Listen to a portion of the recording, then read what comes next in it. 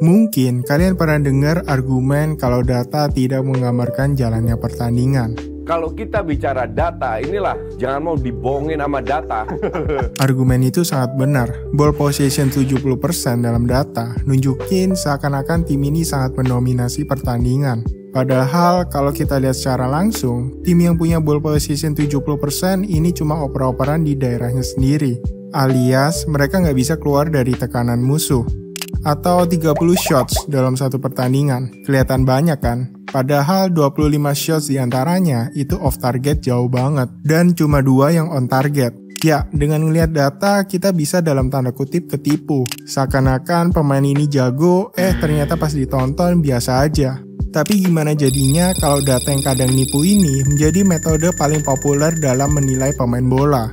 Metode ini disebut Moneyball. Bisa dibilang ini adalah satu-satunya cara buat tim kecil atau bahkan tim menengah sekalipun untuk tetap bisa bersaing dengan tim-tim raksasa. Apa itu Moneyball dan gimana cara kerjanya? Kalau kalian nonton video ini, kalian akan tahu gimana rusaknya harga pemain zaman sekarang. Harga pemain semakin tinggi, tapi justru kualitas yang didapetin malah semakin turun. Bagi tim besar yang punya income dari sponsor, sering masuk UCL atau bahkan sering juara, itu nggak masalah. Semahal apapun pemainnya, mereka tetap bisa beli. Tapi kalau kita lihat, emangnya seberapa banyak klub yang bisa beli pemain semahal itu?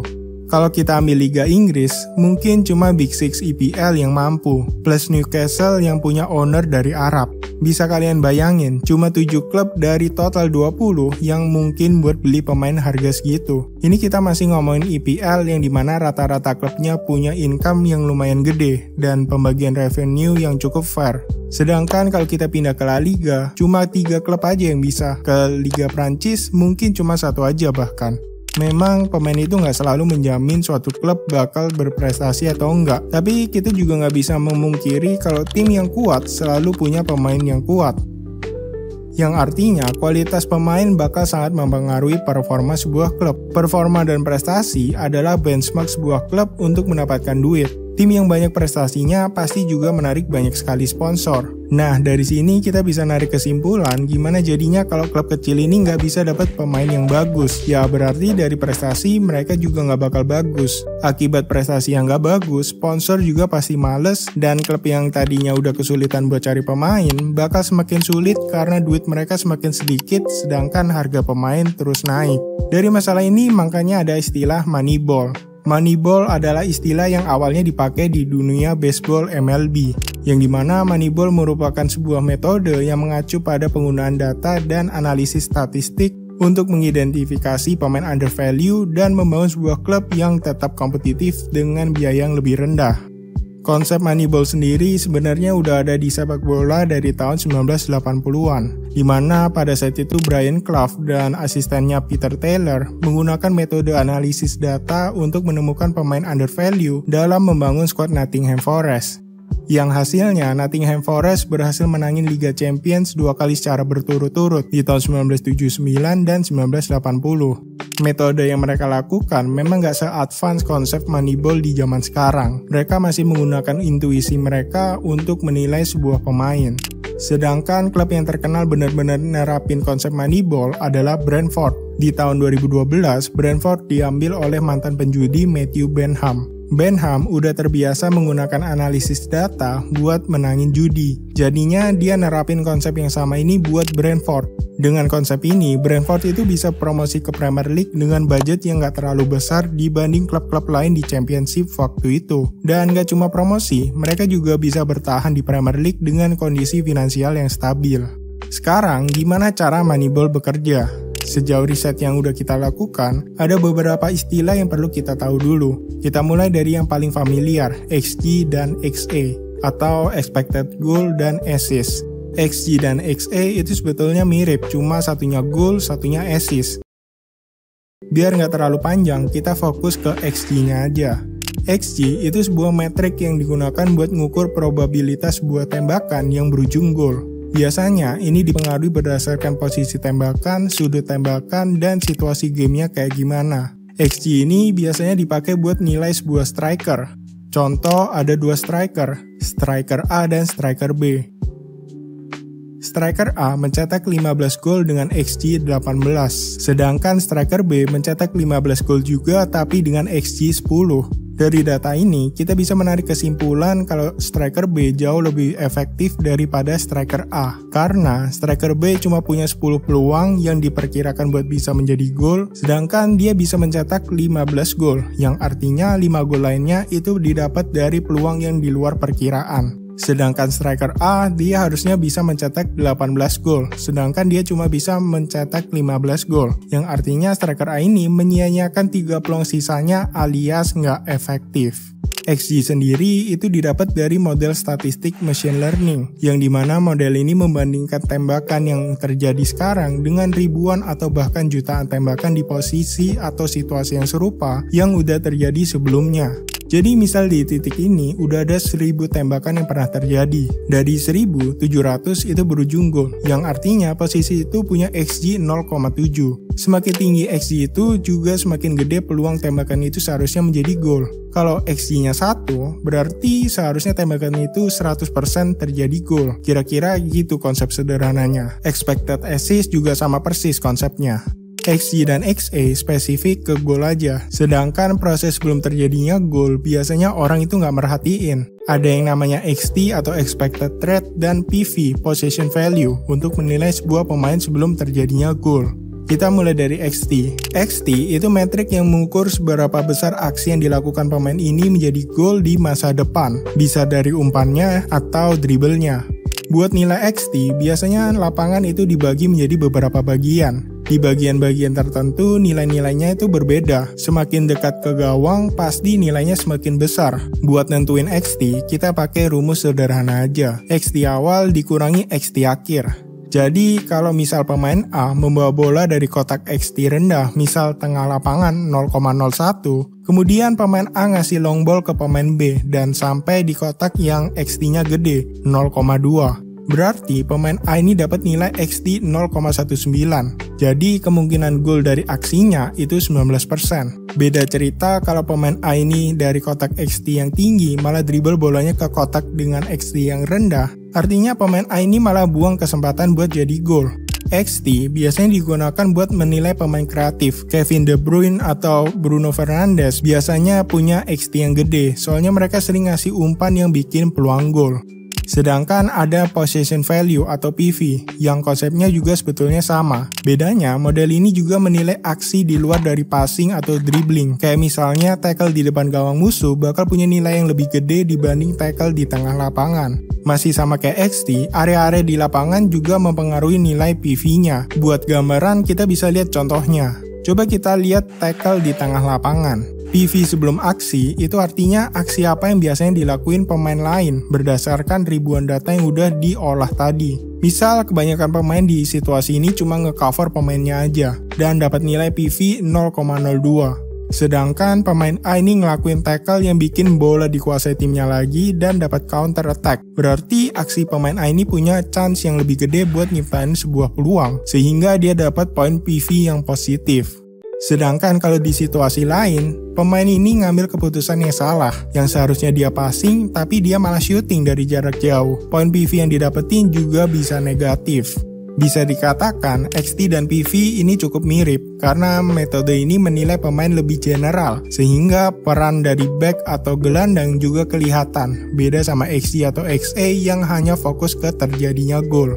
Kita lanjut ke packing rate. Packing rate simpelnya berapa banyak pemain yang dilewatin sebelum terjadinya gol. Kalau passing yang ngelewatin 3 pemain, berarti nilai packing passes-nya itu 3. Kalau dia dribble lewatin 5 pemain, berarti packing dribblesnya itu 5. Tujuannya buat apa sih?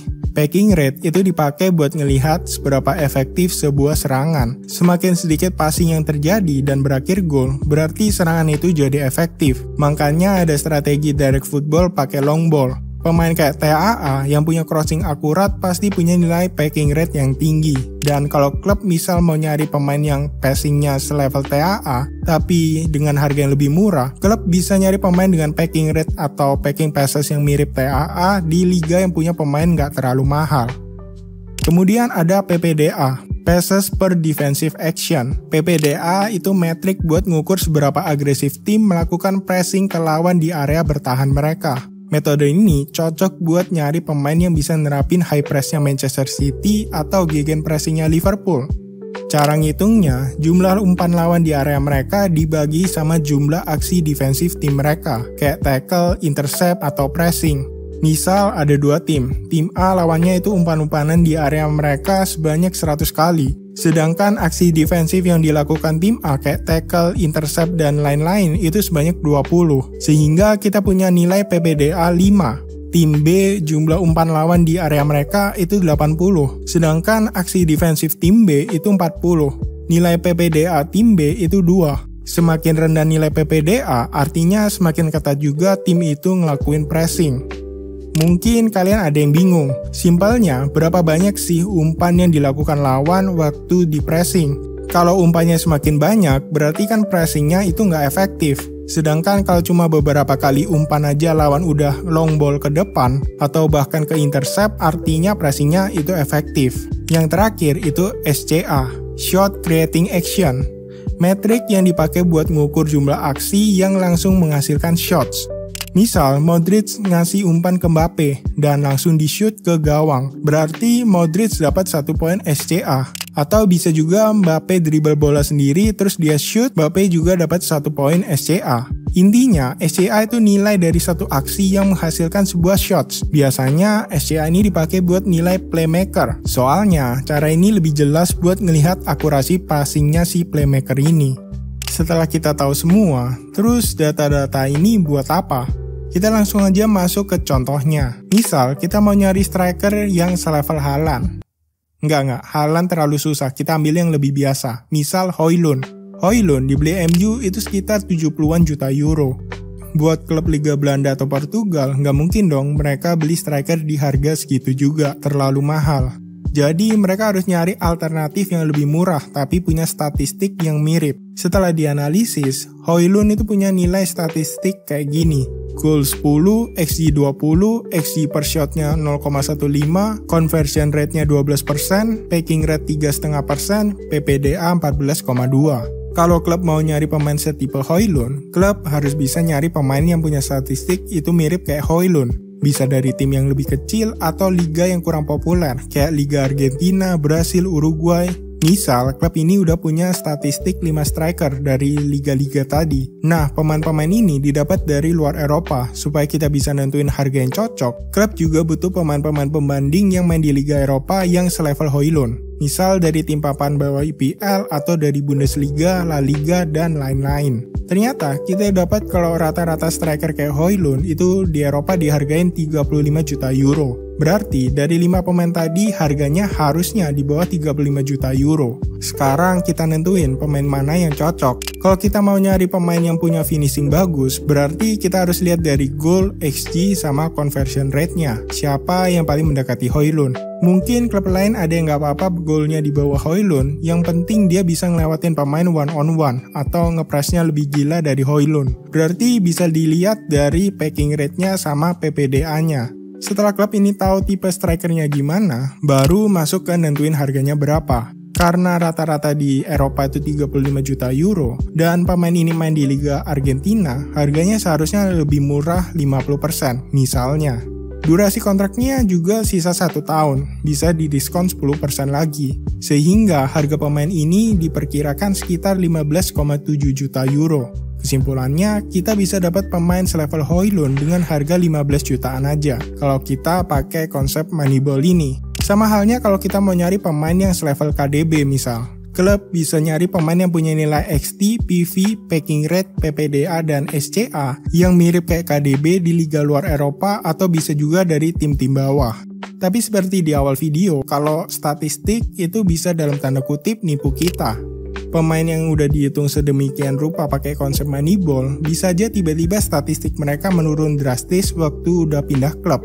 Karena penilaian performa pemain itu nggak bisa dinilai dari sekedar statistik aja.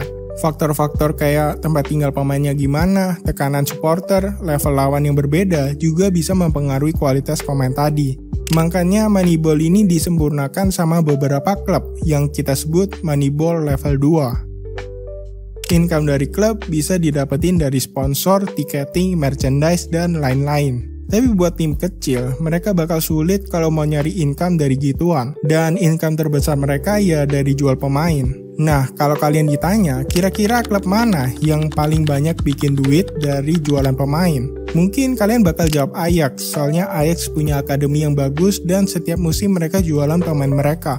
Tapi ternyata, Benfica lah yang membuat profit paling besar di transfer market selama 10 tahun ke belakang ini. Dan selisihnya sama Ajax itu jauh banget. Benfica itu sangat memperhatikan faktor eksternal seorang pemain, terutama kenyamanannya saat bermain. Faktor tempat tinggal bisa sangat mempengaruhi performa pemain.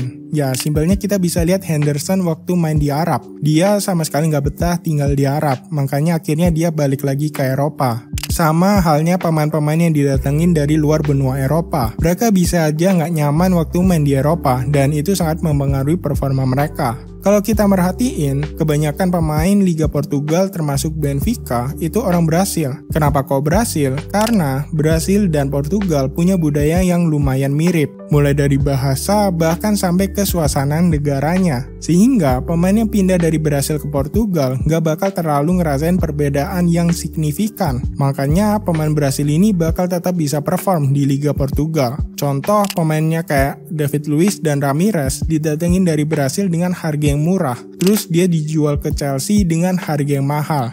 Dan faktor terpentingnya, Benfica ini bisa nge-markup pemain biasa jadi pemain yang super mahal, kayak Enzo Fernandez. Enzo ini dibeli Benfica karena dia punya packing rate yang tinggi. Dia dibeli sekitar 44 juta euro dan dijual lagi senilai 121 juta euro, hampir 4 kali lipat profit. Terus ada Nunes, dibeli di harga 34 juta euro, dijual lagi 85 juta.